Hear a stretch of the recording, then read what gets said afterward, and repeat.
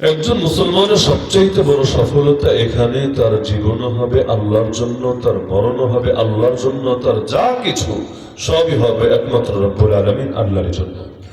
এজন্য আমরা কালেমার মধ্যে ঘোষণা দেই লা ইলাহা ইল্লাল্লাহ, এক আল্লাহ ছাড়া আর কারো গোলামি করি না, আর কারো আনুগত্য করি না, আর কারো ইবাদত করি না, আর কারো বন্দেগী মান্য করি না।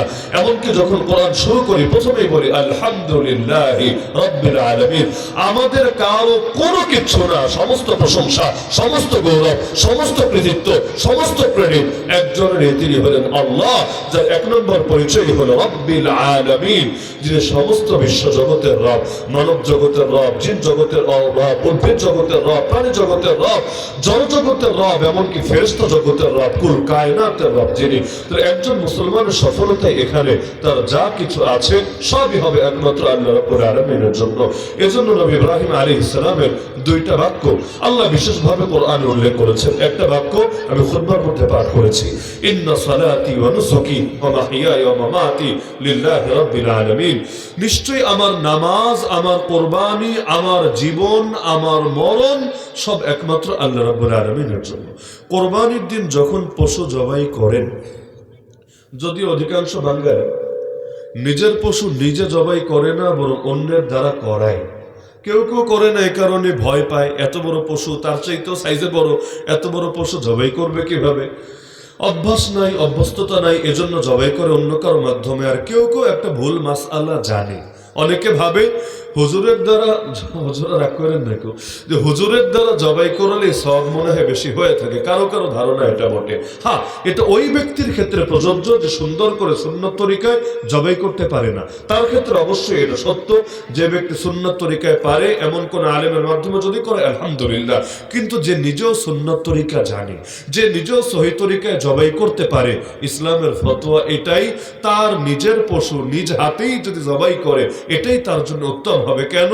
এতে তার দিলের মধ্যে কোরবানি আরেকটু বেশি যাবে। খালি পশুর কোরবানি না, বরঞ্চ এই পশুটাকে যদি আর কয়েকদিন আগে কেনে, লালন পালন করে, নিজ হাতে তাকে খাওয়ায়, তার সঙ্গে একটু মহাব্বত তৈরি করে, নিজ হাতে গোসল করায়, তার দিলের মধ্যেও একটু স্থান জুড়ে সেই পশুটা থাকে। ওই পশুর গলায় যখন কোরবানি চালাবে, হ্যাঁ যদিও আব্বা ইব্রাহিম আলাইহিস সালামের মতো ওরকম তো হবে না, নিজের ছেলের গলায় যখন ছুরি চালিয়েছিলেন, তার দিলের হালত কেমন ছিল, তার মানসিকতা, তার কোরবানি, তার আত্মোৎসর্গের চেতনা কোন পর্যায়ে ছিল, ওইটা তো আর আসবে না, আসা সম্ভব না।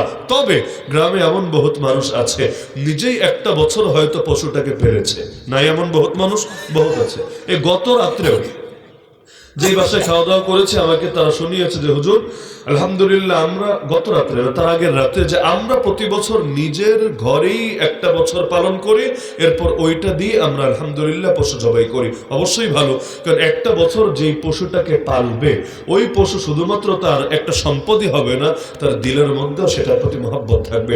মানুষের মহব্বত খালি মানুষের উপরে হয় না, কখনো পাখির উপরেও হয়, কখনো গরু ছাগলের উপরেও হয়। এজন্য দেখবেন গাবতলির গরুর হাটেও এমন হয়, পশু বিক্রি করছে, পশুর চোখ থেকেও পানি ঝরছে, যে বিক্রি করছে তার চোখ থেকেও পানি ঝরছে, দিলের মধ্যে মোহাব্বত বসে গেছে।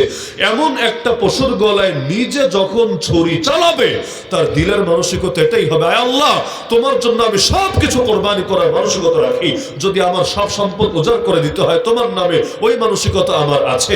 এমনকি তুমি যদি আমাকেই ডাক দাও, আমাকেই বলো বান্দা তোর জীবন দিয়ে দিতে হবে আমার পথে, প্রকৃত মুসলমানের মানসিকতা এটাই।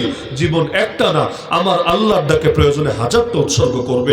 এজন্য এক সাহাবী, যাকে যুদ্ধের ময়দানে খ্রিস্টানরা গ্রেফতার করে ফেলেছে, যখন তাকে খ্রিস্টান বাদশার সামনে হাজির করা হলো, খ্রিস্টান বাদশা প্রথমে চাইল তাকে কোনোভাবে তার ধর্মে নেওয়া যায় কিনা, অফার দিল, শোন তুই একজন সেনাপতি, যত যাই হোক যুদ্ধের মাঠের কমান্ডার তুই, এবং তোদের যোগ্যতা এটা অল্প কয়েকজনকে নিয়ে বিশাল বাহিনীকে কিভাবে যেন পরাজিত করে ফেলিস, যেটা আমার লোকেরও পারে না।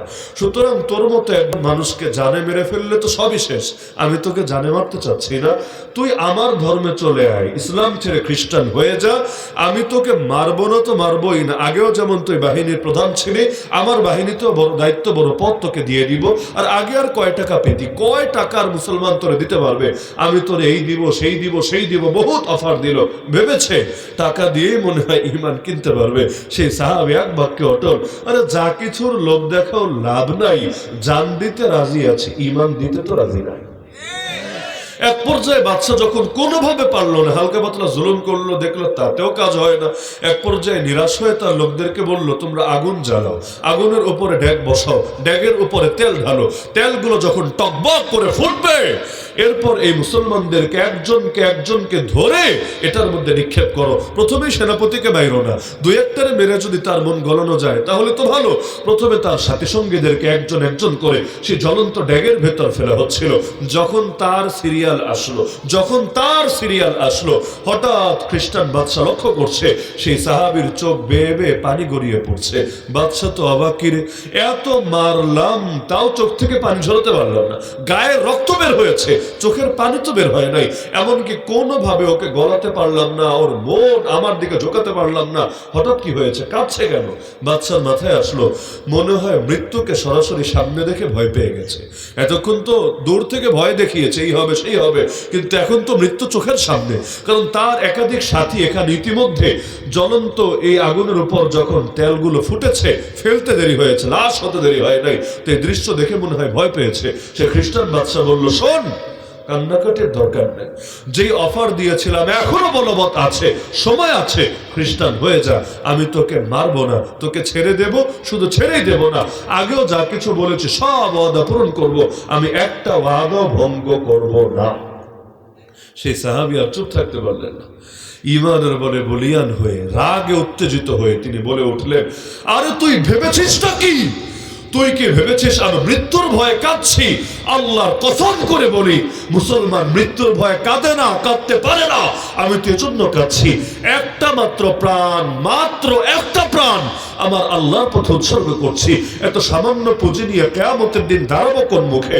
আল্লাহকে আমার এতটুকু পুঁজি দেখে আমাকে মাফ করবে, আমার অতীতের সমস্ত গুনাহ ক্ষমা করবে, আল্লাহকে আমাকে জাহান্নাম থেকে রক্ষা করবে, আল্লাহকে দয়া করে প্রথম ধাপে আমাকে জান্নাতে দেবে। বড় ভয় লাগছে, এত কম পুঁজি নিয়ে আমি নামছি কিভাবে আখিরাতের সফরে। হ্যাঁ, আমার গায়ে যেই পরিমাণ পশম আছে, এই পরিমাণ যদি আমার প্রাণ থাকতো আর প্রতিটা প্রাণ আল্লাহর রাস্তায় কোরবান করতে পারতাম, তাহলে না কিয়ামতের দিন বড়সড় পুঁজি নিয়ে দাঁড়াতে পারতাম। এত অল্প পুঁজি নিয়ে যাব কিভাবে? দিলে তৃপ্তি মিটছে না, একটা জীবন দিয়েও তৃপ্তি মিটছে না। এই কথা যখন শুনলো, বাদশাহ নিজেকে কন্ট্রোল করতে পারলো না, জল্লাদকে বললো, থাক, এরে আর ফেলিস না, এটারে ফেলে কোনো লাভ নাই। এই জাতি এমন জাতি, ওদেরকে মেরে দমানো যাবে না। মৃত্যুর ভয়কে যারা জয় করে ফেলে, পৃথিবীর কোনো কিছু দিয়ে তাদেরকে দমিয়ে রাখা যায় না। কি দিয়ে দমাবে?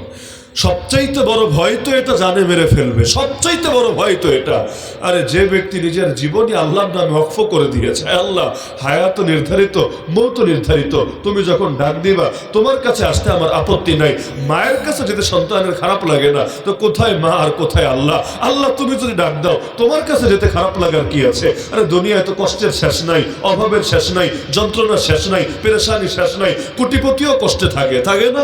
কোটিপতির অশান্তি থাকে, নেতাদেরও ঘুম হয় না রাতের বেলা ঠিকভাবে। আরে ভাই, কে আছে শান্তিতে? পৃথিবী তো শান্তির জায়গাই না। নবীজি বলেছেন, দুনিয়া মুমিনের জেলখানা, জেলখানায় আবার শান্তি আসবে কোত্থেকে? কেউ শান্তিতে না, কেউ শান্তিতে না, সবাই অশান্তিতে। কিন্তু যদি চলেই যাই আল্লাহর কাছে, অশান্তি বলতে আর কিছু থাকবে না। আমরা নয়তো দুনিয়াতে কত পেরেশানি নিয়ে আছি, কিন্তু আল্লাহ চাইলে আমাদের ভাই আবরার ফাহাদ তো জান্নাতের ফল ফলা দেখাচ্ছে, আমাদের ভাই আবু সাইদ মুগ্ধ তো জান্নাতে ডানা মেলে উড়ে বেড়াচ্ছে। আরে আল্লাহ চাইলে ওসমান হাদি ইতিমধ্যে তাদের সঙ্গে মিলিত হয়ে সেও তো জান্নাতের নাজ নেয়ামত ভোগ করছে। কারণ হাদিসে আছে, শহীদের রক্ত প্রথম ফোঁটা মাটিতে গড়িয়ে পড়ার আগে আল্লাহ তাদেরকে মাফ করে আর তাদের রূহ নিয়ে জান্নাতের সবুজ পাখির ভেতর ঢুকিয়ে দিয়ে বলে, আর কোনো পেরেশানি নাই, আর কেউ তোদের মারবে না, আর কেউ তোদের গায়ে হাত তুলবে না, আর কেউ তোদের রক্ত ঝরাবে না, আর কেউ তোদের কষ্ট দেবে না। এবার ডানা মেলে মেলে উঠতে থাক আর জান্নাতের নাজ নেয়ামত ভোগ করতে থাক। তাদের কষ্ট কিসের? কষ্ট তো আছে আমরা, এটাই তো জানি না। ঈমান নিয়ে মরতে পারবো কিনা এটাই তো জানি না। মরণ পর্যন্ত ইসলামের উপর থাকতে পারবো কিনা এটাই তো জানি না। শেষ পর্যন্ত পরিণতি কি হবে? শেষ ভালো যার সব ভালো তার, শেষ ভালো না যার কোনো কিছুই ভালো না তার। এজন্য তো নবী বলেছেন, আমালু বিল খাওয়াতিম, আমল বিবেচ্য হয় শেষ অবস্থার দ্বারা। তো বলছিলাম, পশু যখন জবাই দেয়, নিজ হাতে পশু যখন জবাই দেয়, আপনারা দেন না এজন্য হয়তো অনেকের কাছে বাক্যটা পরিচিত না। যারা নিজ হাতে কোরবানি দেন, এই বাক্যটা পরেই কিন্তু দেন, তাই না? এই বাক্যটা পড়েন না, ইন্না সালাতি ওয়া নুসুকি ওয়া মাহইয়ায়া ওয়া মামাতি লিল্লাহি রাব্বিল আলামিন লা শারীকা লা ওয়া বিযালিকা উমিরতু ওয়া আনা মিনাল মুসলিমিন আল্লাহুম্মা মিনকা ওয়া লাকা বিসমিল্লাহি আল্লাহু আকবার।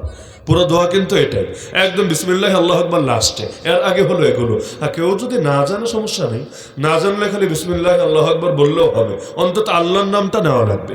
কারণ ইচ্ছা করে যদি আল্লাহর নাম কেউ বাদ দেয়, ইচ্ছা করে ভুলে গেলে, হানাফি মাযহাবে একটু ছাড় আছে, ভুলে গেলে মানে অনেকে হয়েছে এমন, গরু সামনে শোয়ানো হয়েছে, তাহার আর মাথা ঠিক নাই, সে এতটা পেরেশানিতে আছে, দোয়া পড়ার কোনো কল্পনাই আর তার ভেতরে আসে নাই, ভুলে গিয়েছে, ইচ্ছাকৃত না। এমন যদি হয় সমস্যা নেই, ওই পশুর গোশত হালাল হয় হানাফি মাযহাব অনুসারে। কিন্তু ইচ্ছা করে যদি বাদ দেয়, যেমন বহুত মুরগির দোকানদার বাদ দেয়, একদিনে কয়েক হাজার জবাই করা লাগে কোনো কোনো দোকানে, কয়বার আল্লাহর নাম নেবে, ক্লান্তি লাগে, ক্লান্তি। বহুত ভালো মানুষ এমন আছে, ওই শুরুর দিকে কয়েকবার নেয়, আবার যখন সব একসাথে চালান দেয়, এরপর দুই একটা আলাদা বিক্রি করা লাগে, ওই সময় নেয়, মাঝখানে বিরক্তি লাগে, দিতেই থাকে। আর বাংলাদেশ তো তা অত উন্নত হয়ে সারে নাই, পৃথিবীর বহু দেশ এমন আছে ওইখানের হাতেই জবাই দেয় না, মেশিনে ঢুকায় না, গরু পর্যন্ত মেশিনে ঢুকায়, আর মুরগির তো কোনো কথাই নেই, তো মেশিনে ঢুকায়, একবারে ছেড়ে দিচ্ছে, একদিকে জবাই হয়ে সুন্দর বের হচ্ছে, আরেকদিকে কে দোয়া পড়বে। এমনকি স্মার্ট দুনিয়া এমন কিছু জায়গা আছে, মেশিন ছেড়ে দেয়, মেশিনেই দোয়া পড়ে, অত দোয়া সিস্টেম এমন, মেশিনে বিসমিল্লাহি আল্লাহু আকবার, জবাই বিসমিল্লাহি আল্লাহু আকবার। আর মেশিনের বিসমিল্লাহ দিয়ে কাজ হবে না মানুষের বিসমিল্লাহ লাগবে? অদ্ভুত এক দুনিয়া। তো এখন ইচ্ছাকৃত ভাবে ছেড়ে না দিলে ওইটার গোশতই তো হালাল হয় না। এজন্য হোটেলে মুরগির গোশত খাওয়াটা একটু ঝামেলাই, তাই না? একটু ঝামেলায়। গরু তো ভয়টা কম, কারণ গরু আর এক কষাই দিনে কয়টাই জবাই দেয়। ওই একটা দেওয়ার আগে অনেকে সাধারণত মুসলমান দোকানদাররা এতটুকু খেয়াল থাকে, আল্লাহর নাম নিয়ে নেয়। তো মুরগি তো হাজারে হয়, অনেক সময় দেখা যায় অত খেয়াল করে না। এখন এটা করলো কি না খেয়াল, নাকি করলো না, আপনি নিশ্চিত হবেন কিভাবে? নিশ্চিত না হলে খাবার টিস্যু না যে বাথরুমে চলে গেল, টিস্যু না, খাবার ভেতরে গেল, সবই যে বাথরুমে যাবে তা না, কিছু দিয়ে তো রক্ত, মাংস, গোশত এগুলোও তো গঠিত হলো। যদি হারাম মিশে যায় একটু তো ঝামেলা ঘটে। আমাদের বুজুর্গরা তো এত সতর্ক ছিলেন, মাশাআল্লাহ। ওই কোনো বাসায় দাওয়াত পেলে দৌড়ে গিয়ে হাজির হতেন না, আগে চেক দিতেন ইনকাম হালাল কিনা। আমরা এমন কিছু বুজুর্গের কথা শুনেছি যারা খালি ইনকাম হালাল না, এটাও খোঁজ নিতেন ঠিক মতো পাক পবিত্র থাকে কিনা, নামাজ পড়ে কিনা। কারণ বেনামাজের রান্না খেলেও তার অনুভব করতেন তাদের ভেতরে জিকিরের স্পৃহা, ইবাদতের স্পৃহা এবং আল্লাহকে অনুভব করার স্পৃহা কিছুটা হলেও কমতো। আমাদের তো দিলও নাই, তাই অত অনুভবও নাই, আমাদের তো সবই একরকম লাগে। এমন নামাজও পড়তে পারি না যেই নামাজে আল্লাহকে অনুভব করি, এমন সেজদাও দিতে পারি না যেই সেজদাকে আল্লাহকে অনুভব করি। আমাদের নামাজ হলো আরো ঝামেলা। কেন? এখন তো তাও বসে মনোযোগ দিয়ে বয়ান শুনছেন, নামাজে দাঁড়ালে কি হয়, ইমাম সাহেব কি সূরা পড়ছে, কি কেরাত পড়ছে, ওইটাও মাথায় ধরে না। হাটে ঘাটে মাঠে এদিকে সেদিকে খালি মন ঘুরপাক খেতেই থাকে।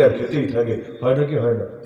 আল্লাহ হেফাজত করুক। কি যে নামাজ পড়ি, আল্লাহ যদি মাফ না করে এই নামাজ দিয়ে মুক্তির আশাও করা যাবে না। তো বলছিলাম, কোরবানি যখন দেয় তার আগে ওই কথা বলে, আরে কোরবানি দিলাম, খালি কোরবানি না, আমার জীবনও তো আল্লাহর জন্য, আমার মরণও তো আল্লাহর জন্য, আমার যা কিছু সবকিছুই আল্লাহর জন্য। শামসুল হক ফরিদপুরি রহমতুল্লাহ আলাইহি বলতেন, আরে যদি এমন হয় তুমি দুনিয়ার সব কিছু পেয়ে গেছো, কোনো অভাব নাই, কিন্তু এক আল্লাহকেই শুধু পাও নাই, আসলে তুমি কিছুই পাও নাই, কোনো কিছুই তোমার অর্জন হয় নাই। আর যদি এমন হয় দুনিয়ার কিচ্ছু পাও নাই, কিন্তু শুধুমাত্র আল্লাহকে পেয়ে গেছো, ওয়াইস আল কারানি যেমন দুনিয়ার কিছু ছিল না কিন্তু আল্লাহকে পেয়ে গেছো, আলহামদুলিল্লাহ, তোমার আর কোনো কিছু পাওয়া বাকি নাই। মানলাহুল মাওলা ফালাহুল কুল, মাওলা যার হয়ে যায় কুল কায়নাত তার হয়ে যায়। এক বাদশা ছিল, গল্প আর কি, এক বাদশা ছিল যার অনেকগুলো দাসী বুঝেন, এখন তার দাসী না, আগে ছিল গোলামবাদী, এগুলো অনেকগুলো দাসী, কিন্তু সব দাসীর ভেতরে একটা দাসীকে মাত্রাতিরিক্ত ভালোবাসে। তো অনেকগুলো নারীর ভেতরে একটার প্রেমে হাবুডুবু খায়, একটার উপর ক্রাশ খেয়ে আছে, আর বাকিগুলোর দিকে ঠিকভাবে ভ্রুক্ষেপও করে না, অত পাত্তাও দেয় না। বাকিদের খুব ভাল লাগবে না জ্বলবে, স্বাভাবিক, এগুলো ঘরে সতীন থাকলে কেউ ভালো টের পাবে আর কি। তো এখন বাকিদের মধ্যে তুমুল সমালোচনা, কি রে আমরা এত রূপবতী, গুণবতী, কেশবতী, এই বতী সেই বতী, আমাদের দিকে তাকাই না ঠিকভাবে, পাত্তাই দিতে চায় না। আর এই শাকচুন্নি, এই ডাইনি, ওর মধ্যে কি পেয়েছে, ওর প্রেমে পুরোই দেওয়ানা। একদম সমালোচনা গরম ভাবে চলছে হেরেমের ভেতরে। তো বাংলায় তো বলে দেয়ালেরও কান আছে, কথা একটা বলে না, দেয়ালেরও কান আছে, গোপন থাকে না কিছু। তো এক পর্যায়ে বাদশার কানে আসলো যে আপনার হেরেম তো গরম গরম, দাসীরা তো আপনাকে নিয়ে বিভিন্ন সমালোচনা করছে, আপনার রুচির উপর আঙ্গুল তুলছে, আপনার রুচির উপরে আঙ্গুল তুলছে। মনে করেন একজন কোটিপতি যদি আকিস বিড়ি টানে, বেনসন সিগারেট না, একজন কোটিপতি কিন্তু আকিস বিড়ি টানে, কিন্তু মানুষটা রুচি নিয়ে কথা বলবে না, কারণ অর্থ আর পয়সার অভাব নয়। অত আরে বেনসন কি এর চাইতে দামিটা খেতে পারে, কিন্তু কি পরিমাণ কাঞ্জুস হলে বা কিপটা হলে বা রুচি কি পরিমাণ হলে ওইটা সে ব্যবহার করে। এই জন্য আমি বাংলাদেশে এমন বহু ব্যবসায়ীও দেখেছি, বয়স্ক মুরব্বী মানুষ, স্মার্টফোনও ভালো বোঝেন না, কলটা কোন রকম রিসিভ করতে পারেন আর একটু টিপে টুপে নাম্বার দেওয়া শিখেছেন, কিন্তু আইফোন ব্যবহার করে। কেন আইফোন কেন ব্যবহার করে? সে আইফোনের কি বোঝে বা কতটুকু উপকৃত হতে পারে না, এগুলো না, এটা তার রুচি বোঝায়। কারণ সে যে সমাজে চলে, যাদের সঙ্গে যে সার্কেল ওঠা বসা করে, সেখানে নিজের একটা ব্যক্তিত্ব, একটা স্ট্যাটাস, একটা আত্মসম্মান ধরে রাখা লাগে। এই জন্য বুঝুক না বুঝুক একটা রাখে। আর কখনো ঝামেলা লাগলে নাতিরে গিয়ে বলে, নাতি আমি তো বুঝতে পারছি না, একটু ঠিক করে দে। আর এই যুগের বাচ্চারা তো মাশাআল্লাহ, এই যুগের বাচ্চারা সেরকম বাচ্চা না, একদম মানে কোল থেকে দুনিয়ায় মনে হয় কোলে বৈশেই শিখে ফেলে। একদম দুধের বাচ্চাও দেখবেন মাঝে মাঝে লক খুলে ফেলে, মানে তুই বুঝলি কেমনে, শিখলি কেমনে, তোর প্যাটার্ন এগুলো শিখালোই কে? কি যে আজীব এক যুগ, এমন আপডেট বাচ্চা। এখন তো জেনজির ঠেলাই বাংলাদেশ গরম, এমনকি আগে সরকারের পতন পর্যন্ত হয়ে গেল জেনজির ঠেলায়। জেনজি মানে কি? যাদের জন্ম হয়েছে 1997 থেকে 2012 এর মধ্যে। তো এখন নতুন যে প্রজন্ম 2012 পরে যাদের জন্ম, 2012 পরে যাদের জন্ম, এগুলো তো জেনজিও না, আরো আপডেট ভার্সন। এগুলো তো জেনারেশন এ, মানে জেনারেশন আলফা বলে। তাহলে নতুন যে জেনারেশন, এগুলো যখন আগামী দিনে বড় হবে, আল্লাহ ভালো জানে এই জাতির কপালে যে কি আছে আর কি হারে যে কি হতে থাকবে। এক একটা এমন চালু কিশোর গ্যাং নাম শোনেন নাই? কিশোর গ্যাং মানে কি? বুড়া মানুষের দল তো না, বাচ্চা বাচ্চা মাঝে মাঝে এমন গরম করে রাখে। এই নরসিংদীর একটা থানা আছে, আমি যেই মাহফিলে যাই ওসি সাহেব আসে, দেখা করে এবং আমার আগে 2-4টা কথাও বলে, ভালো লাগে আমার কাছে। ছোটবেলায় নাকি আলিয়া মাদ্রাসায় পড়েছে, যাই হোক। তো ওই এলাকায় গেলে আমাকে বলে যে হুজুর কিশোর গ্যাং নিয়ে একটু ওয়াজ কইলেন, ওয়াজের মাঝে কিশোর গ্যাং নিয়ে বললেন। আমি একদিন তারে খুব আগ্রহ করে বললাম, আচ্ছা আপনি যেখানেই আসেন এই কিশোর গ্যাং এই শব্দটা কেন বলেন, বা আমাকে এটা নিয়ে কেন একটু হলেও হাইলাইট করতে বলেন, কাহিনীটা কি? হুজুর এক এক এলাকায় তো এক এক ঝামেলা, এখানে বাচ্চা পোলা মানে বাচ্চা কিশোর, এগুলোই এই হারে ঝামেলা করে, আমরা পুলিশও ট্যাকল দিতে পারি না, আমাদেরই অল টাইম পেরেশানিতে থাকা লাগে বাচ্চাদেরকে নিয়ে। কি হারে আপডেট হচ্ছে। দুনিয়া অনেক সময় এমন হয়, মানুষ বুঝুক না বুঝুক নিজের মর্যাদাটা ধরে রাখতে চায়, যদিও এক লাইনে বুঝে না। মুসলমান হিসেবে আমাদের আত্মসম্মান থাকা দরকার ছিল নাকি ছিল না? মুসলমান তো জমিনে গোলামি করলেও করবে একমাত্র আল্লাহর গোলামি, কপাল নত হলেও হবে একজনের সামনে, তিনি আল্লাহ, আর কেউ না। হাত পাতলেও পাতবে একজনের সামনে, তিনি আল্লাহ, অন্য কারো না। ইয়াকা না'বুদু ওয়া ইয়াকা নাস্তাঈন, অর্থই তো এটা। গোলামিও করি আপনার, সাহায্য চাই আপনার কাছে। আপনি ছাড়া কারো গোলামিও করি না, আপনি ছাড়া কারো সাহায্য চাই না। অথচ মুসলমানদের কি হালত, আল্লাহ হেফাজত করুক, আল্লাহ হেফাজত করুক। মাঝে মাঝে ওই বিদেশিদেরকে খোদা বানায়া ওদের পূজা পর্যন্ত শুরু করে। আল্লাহ হেফাজত করুক ওই সমস্ত মানুষদেরকে। এমনকি যারা দুনিয়া থেকে চলে গিয়েছেন তাদের কবরে আল্লাহ রহমতের বাড়ি ধারা বর্ষণ করুন। যারা প্রকাশ্যে এই কথাগুলো বলতেন গর্বের সাথে যে বিদেশে আমাদের বন্ধু থাকতে পারে কিন্তু কোনো প্রভু নাই, আসলে গর্বের কথা। কারণ মুসলমানের প্রভুকে নত হলে কার সামনে হবে?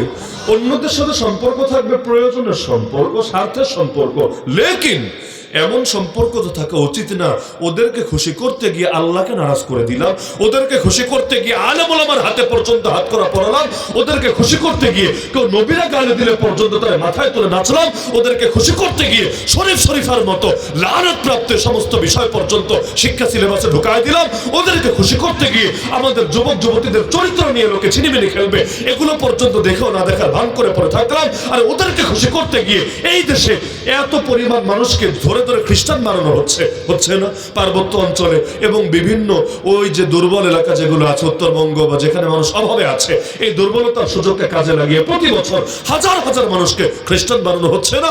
এগুলো দেখেও না দেখার ভান করে পড়ে থাকবে না, এমন তো হওয়া উচিত না, বরঞ্চ গোলামি করবো একমাত্র আল্লাহ এবং নত হলেও হবে একমাত্র আল্লাহর সামনে। তারে খুশি করতে গিয়ে প্রয়োজনে ছাড়বো গোটা দুনিয়াকে, তো দুনিয়ার ধরতে গিয়ে তারে যদি নাখোশ করি, এর চাইতে বড় আফসোসের বিষয় কি হতে পারে? তাহলে ওই যে বাদশার গল্প বলছিলাম, মনে আছে তো? অনেক দাসী, এর মধ্যে একটাকে বেশি ভালোবাসে, বাকিরা তো সমালোচনায় মত্ত। বাদশা ভাবলো সবাই বিষয়টা বোঝায় দিই, কারণ বাদশা যেহেতু সে যাই করুক এটা নিয়ে খুব বেশি কিছু অন্যদের করার নেই, কিন্তু তাও যদি সামনে ক্লিয়ার করে দেয় সুবিধা। কারণ আস্থায় যদি ঘাটতি হয় জোর করে আর কয়দিন শিকলে বেঁধে রাখা যায়।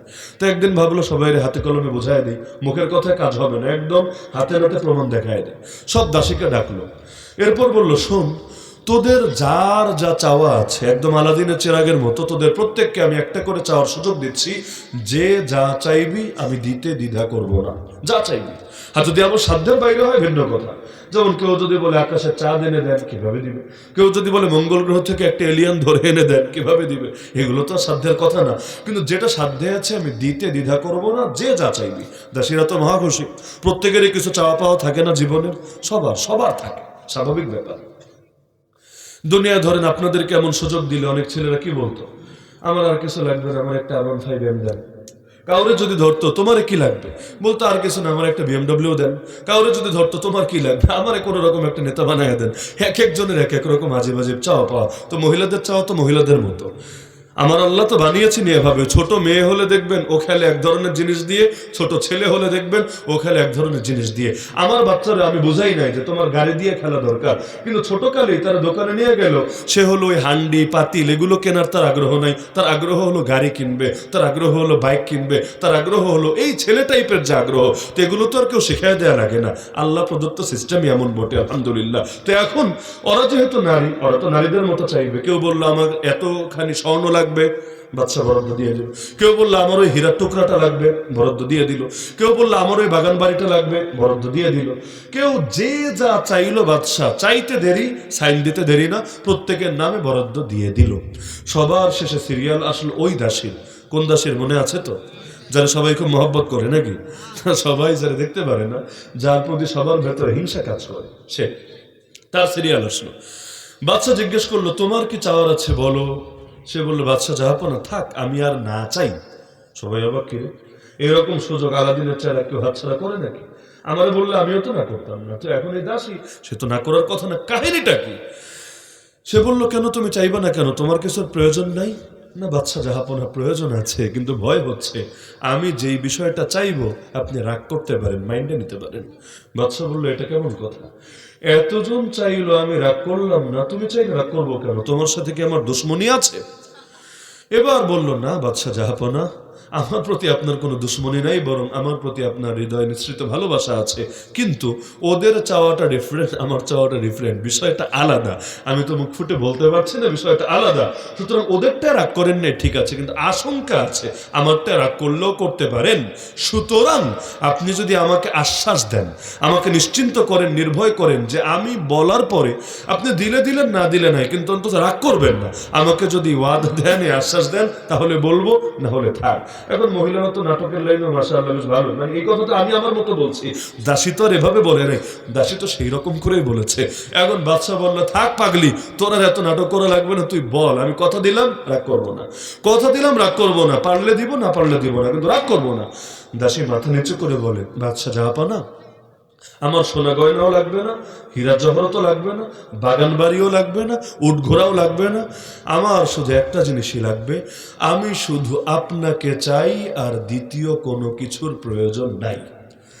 অন্যরা তো জিহ্বায় কামড় দিয়ে ফেললো, যা বোঝার বুঝে ফেললো। কেন?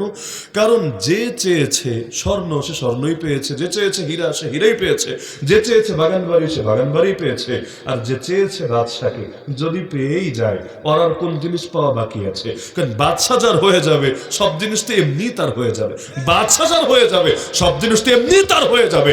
এমনকি ফেরাউন পর্যন্ত ওই জাদুঘর যে ভাড়া করে এনেছিল, ঘটনা সবাই জানেন, আমার বলা লাগবে না, জাদুঘর ভাড়া করে এনেছিল নবী মুসাকে হারানোর জন্য। নাউযুবিল্লাহ, সাহস কত বড়! এখন জাদুঘররা তো আর মাগনা মাগনা কাজ করবে না, আমাদের বুদ্ধিজীবীরা যেমন মাগনা মাগনা কাজ করে না, মাগনা কাজ সবচাইতে বেশি করলে এই দেশে মনে হয় হুজুররাই করে।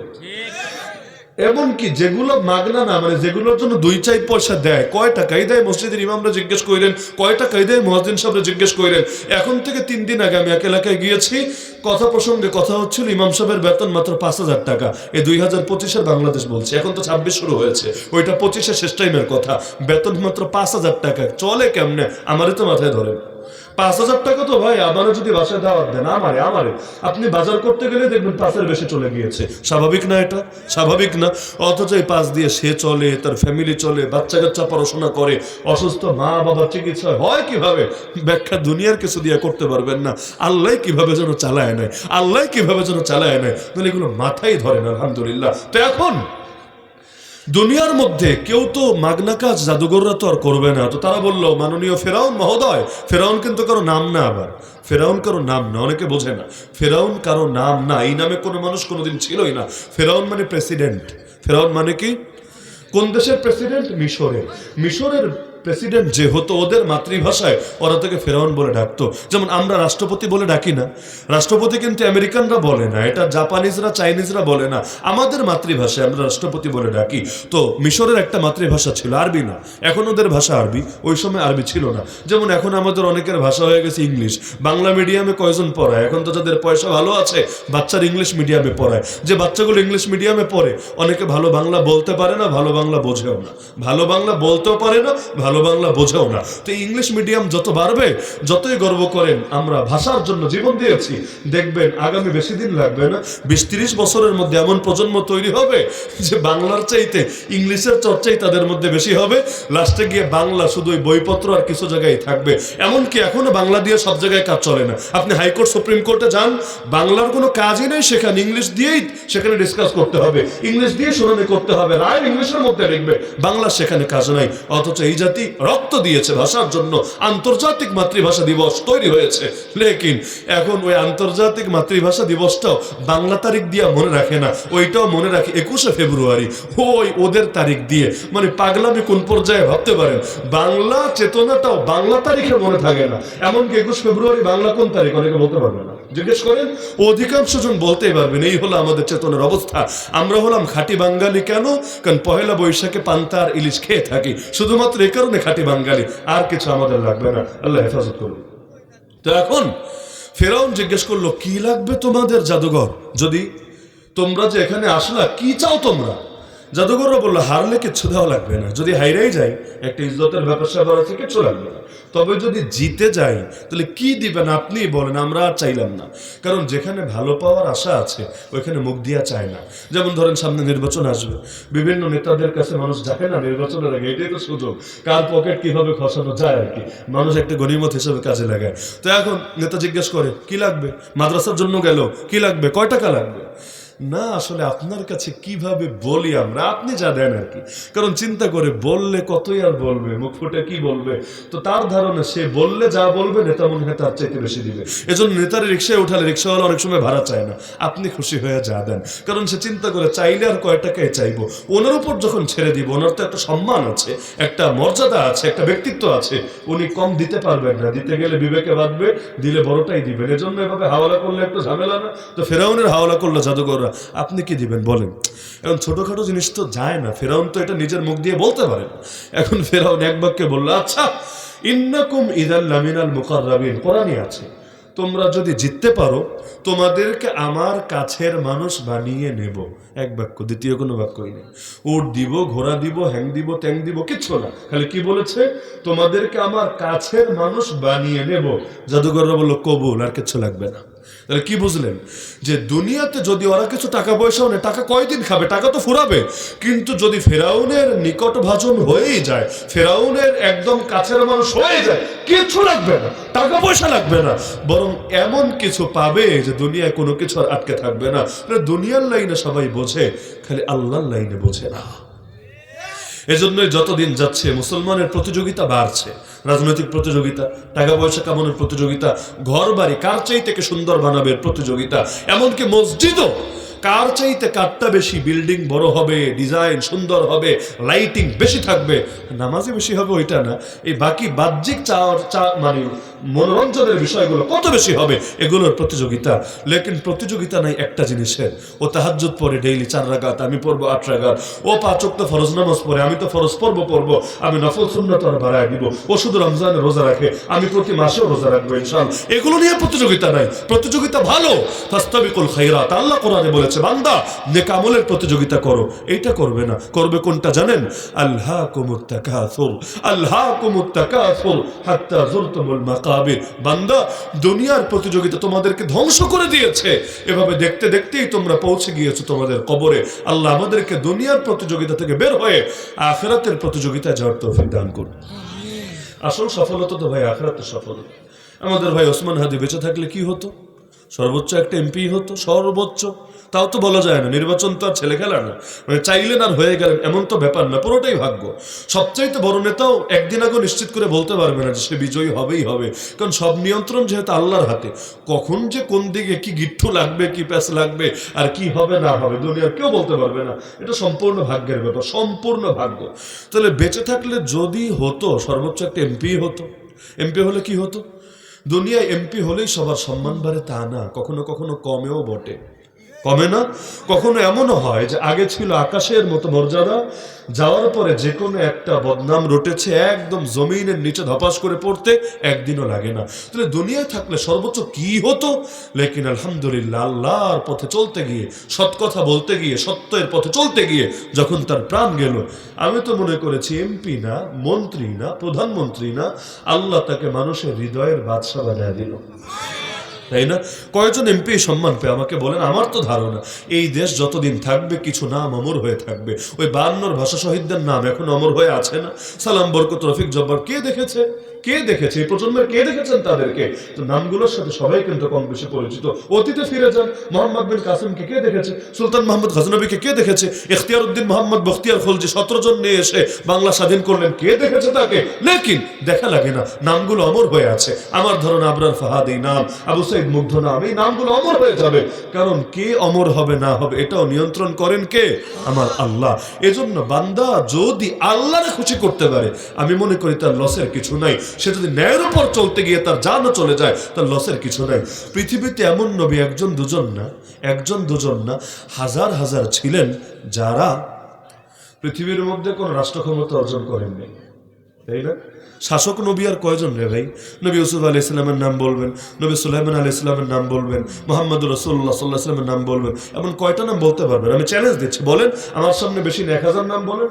1000 বাদশা নবীর নাম বলেন, আমার পারবেন না। এমন নবীর নামও আপনিও জানেন যেই নবীর মাথার উপর করাত রেখে শরীরটাকেই 2 টুকরা করে ফেলা হয়েছে।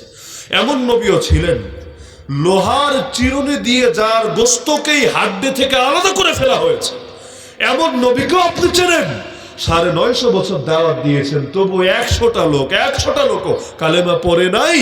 অবশেষে আল্লাহ ওই জাতিকেই ধ্বংস করেছেন এবং তাকে নৌজানে চড়ে কোন রকম আল্লাহর আযাব থেকে, তাও নিজে ছেলেও বাঁচতে পারে নাই, কোন রকম মুমিনরা সে আযাব থেকে আল্লাহর অনুগ্রহে রক্ষা পেয়েছে। তাহলে আসল সফলতা যদি হতো বাদশাহী পাওয়া, সব নবীরই আল্লাহ বাদশা বানাতেন। কিন্তু আসল সফলতা হলো মাওলার রেজা হাসিল করা, আল্লাহর জন্য বাঁচতে পারা, আল্লাহর জন্য মরতে পারা, আল্লাহর নাম নিয়ে নিয়ে দুনিয়া থেকে যেতে পারা। আলহামদুলিল্লাহ এই লাইনে কোন নবী পিছায় নেই। সুতরাং আপনাদের থেকে আমার প্রত্যাশা এই একটাই, জীবনও আল্লাহর জন্য, মরণও আল্লাহর জন্য, ইবাদত আল্লাহর জন্য, চাকরি বাকরি ব্যবসা বাণিজ্য খ্যাতখামারি আল্লাহর জন্য, এমনকি রাজনীতি করলে সেটাও আল্লাহর জন্য, ব্যবসা করলে সেটাও আল্লাহর জন্য, কাউরে 2 পয়সা দান করলে ওইটাও আল্লাহর জন্য, এমনকি কোথাও দান করা থেকে বিরত থাকলে ওইটাও আল্লাহর জন্য, যা হবে সব আল্লাহর জন্য, এমনকি কাউরে মহব্বত করলেও আল্লাহর জন্য। এইটা যদি অর্জন করতে পারেন, কিয়ামতের দিন আল্লাহ আপনাকে ডেকে ডেকে নিয়ে তার আরশের ছায়ায় স্থান করে দেবেন ইনশাআল্লাহ। বাস এইটাই প্রকৃত ইসলাম, লা ইলাহা ইল্লাল্লাহ। আপনার সব হবে একমাত্র কার জন্য? আল্লাহর জন্য।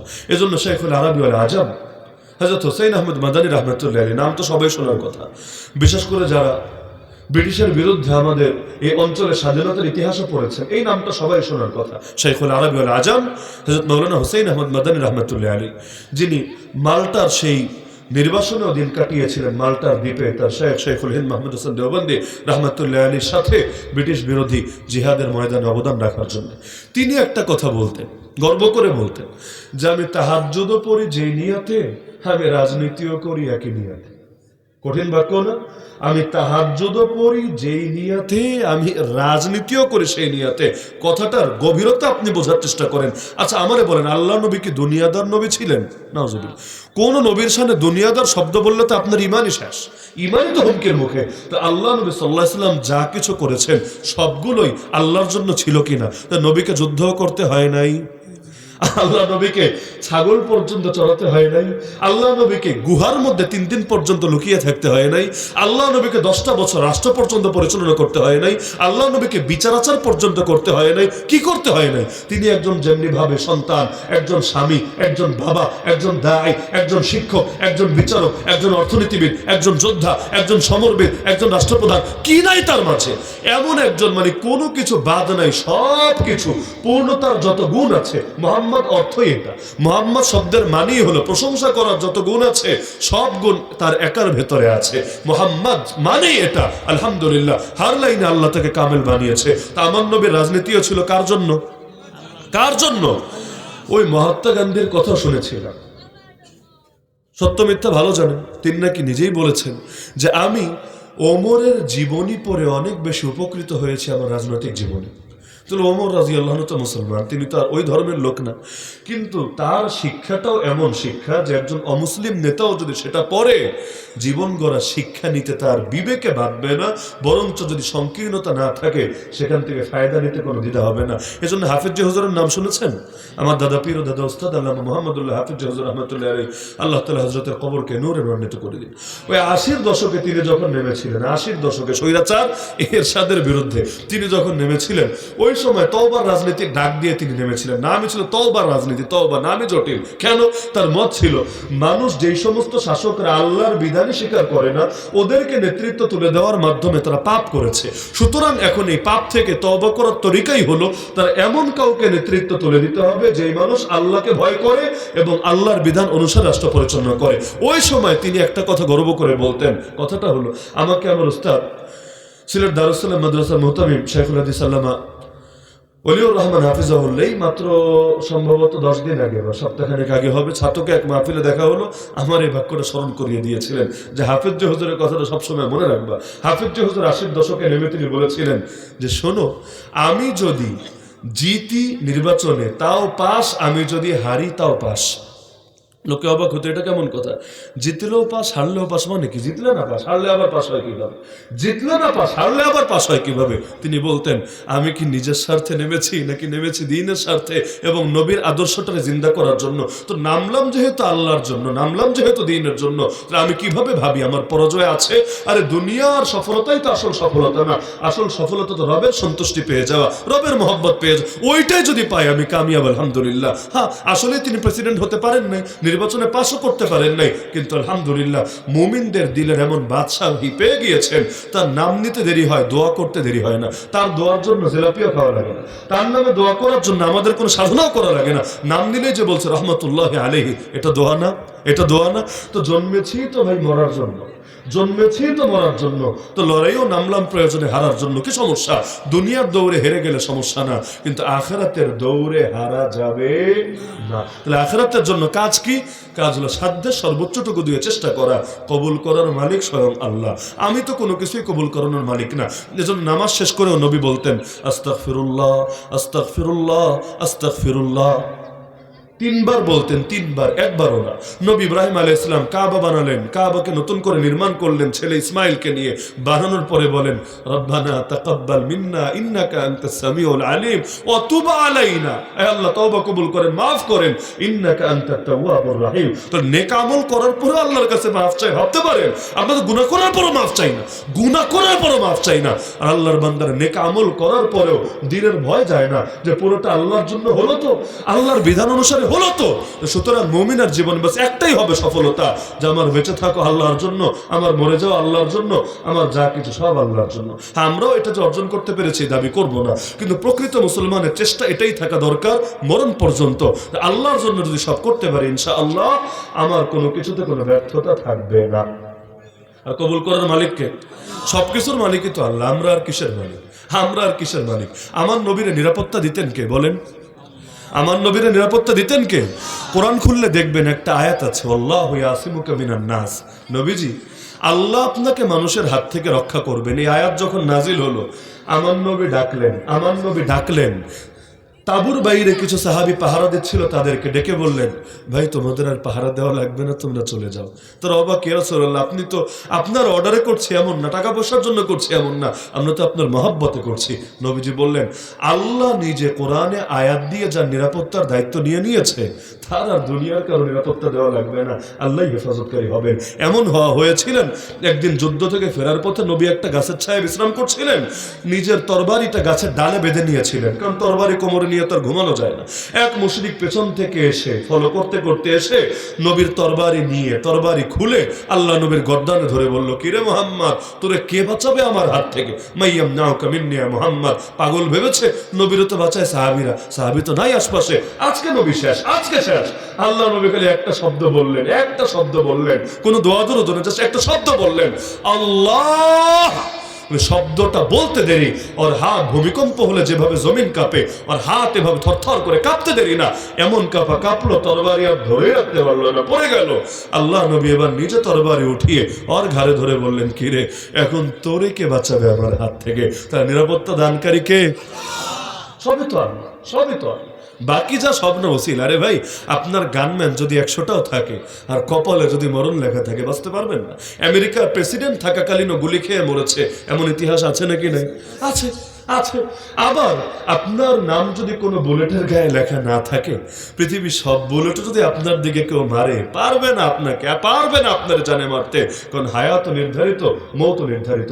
আমাকে প্রশাসনের পক্ষ থেকে রিকোয়েস্ট করা হয়েছে, যেহেতু ফিল্ডে আছেন আর আপনারা তেমনি আগের আমল থেকেই বিভিন্ন টার্গেটে আছে, আপনারা চাইলে আমরা নির্বাচন পর্যন্ত প্রটোকল দেব, আমরা প্রয়োজনে আপনি যদি আবেদন করেন গানম্যানও দেব।